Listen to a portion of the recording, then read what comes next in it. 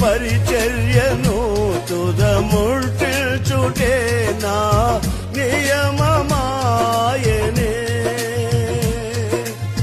నీ సన్నిధిలో నీ పొందుకోరి నీ స్నేహితుడానైతినే ఆహా నా ధన్యత ఓహో నా భాగ్యము ఏమని వివరించును ఏమని వివరించు